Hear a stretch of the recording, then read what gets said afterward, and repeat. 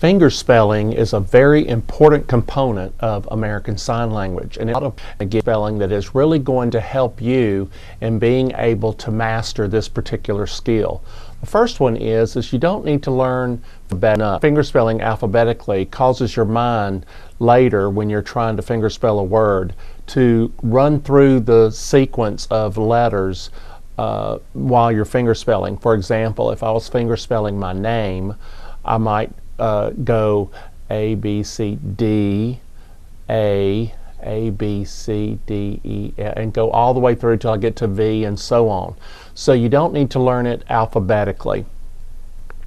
I want you to bend your elbow very naturally at a 45-degree angle and keep that hand about 8 inches away from your mouth. The reason that you want it fairly close to your chin is because lip reading will also give clues to the person that's reading the fingerspelling about what it is that you're trying to fingerspell.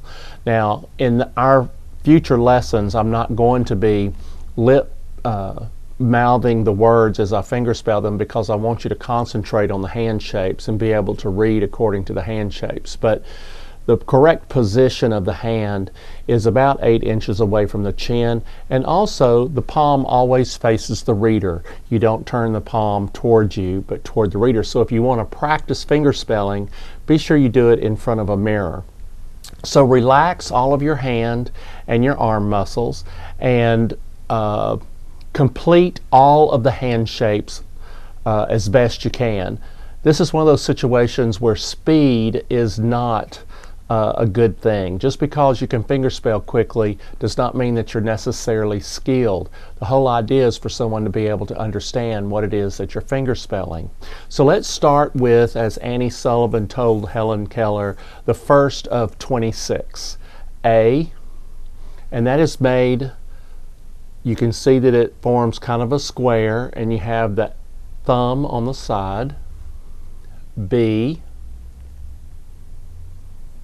C, I'm going to try to show this to you in various angles.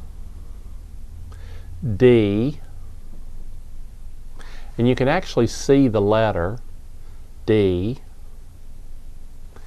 E, and you want those fingers to rest very comfortably on top of the thumb. F, G,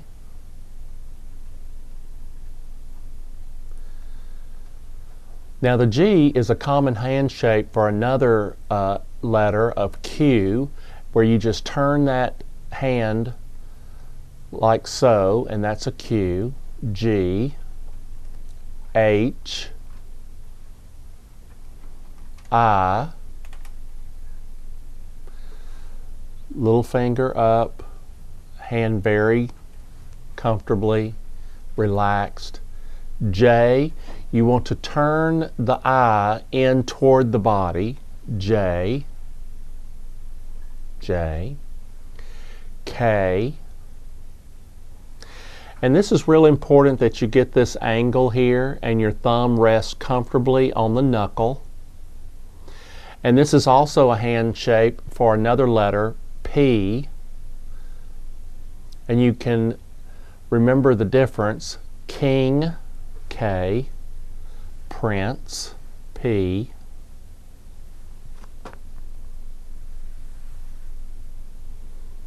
K, L,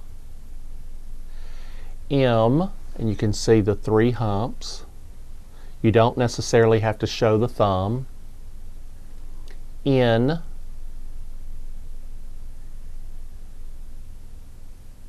two humps. O, and P, as I showed you before. Q, R, S, very similar to A, S, T, again, looks very similar to the letter, T, U, V, W, X, thumb is out over your other fingers, Y, and Z. Now this will be the only time that I'll show you the ABCs alphabetically.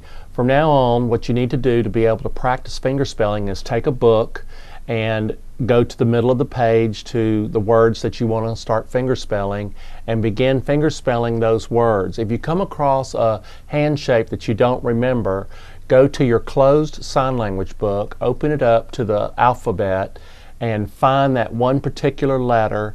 Make sure that you're producing it correctly, and then close the book and set it to the side. While the book is open, you might be tempted to go ahead and want to run through them alphabetically or look up other hand shapes. Don't do that. I want to caution you that you want to close that book and set it to the side and make it as inconvenient as it is possible for you to go through those letters alphabetically. There is one sentence that you can fingerspell that contains every letter of the alphabet if you'd like to practice, and that is, the quick brown fox jumped over the lazy dog's back. And I'm going to fingerspell that for you so you can see. The quick brown fox jumped over the lazy dog's back. All right, that should give you a